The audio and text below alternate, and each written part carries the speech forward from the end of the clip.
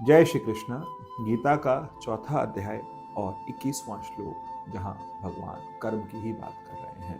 भगवान कह रहे हैं, निराशेर्य यत्त्वितात्मा त्यक्त सर्व परिग्रह शरीरम केवलम कुर्वन्नाप्नोति किल्बिषम्।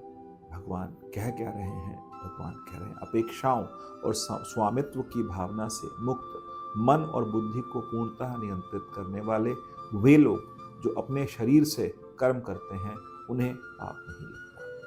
क्या मतलब है इसका? भगवान अर्जुन को बता रहे हैं कि जो कि स्वामित्व छोड़ करके काम करते हैं, स्वामित्व से मुक्त हो जाते हैं। स्वामित्व का मुक्त का होने का क्या मतलब है? स्वामित्व का मतलब है कि मैं किसी चीज का स्वामी नहीं हूं। स्वामी तो भगवान है, स्वामी तो परमेश्वर है।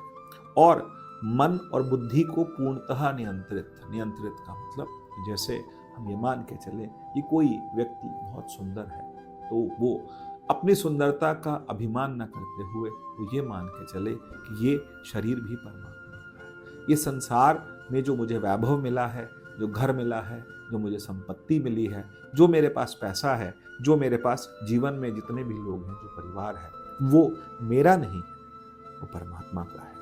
यदि ऐसा भाव पक्का हो जाए, क्योंकि हम कहते तो हैं तन मन धन सब कुछ है तेरा, ये कहा जाता है, लेकिन जब, और ये भी कहते हैं तेरा तुझको अर्पण, लेकिन ये सच नहीं है। वो परमात्मा को अर्पित नहीं होता। यदि परमात्मा को अर्पित होता तो फिर हमारा जीवन कुछ और होता।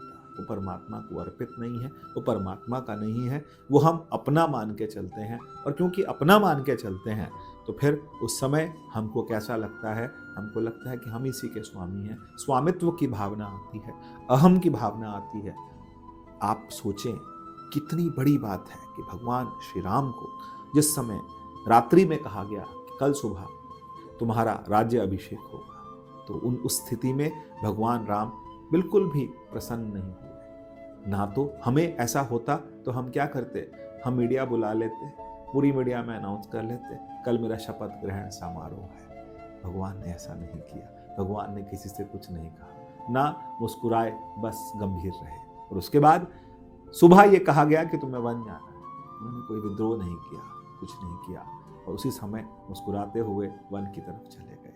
इसका मतलब क्या है कि भगवान को पता है कि मैं इस छोटे से राज्य का, ये छोटे से देश का नहीं, मैं इस पूरे जगत का स्वामी हूं। मैं जो हूं, मैं सब जगह, ममैव वांशो जीवलोके जीवभूत सनातना, मैं हर जीव में हूं, हर जगह पर हूं। मैं सनातन पुरुष हूं। भगवान को पता था। तभी ना भगवान बहुत जल्दी से एकदम से प्रसन्न हुए, ना बहुत दुखी हुए।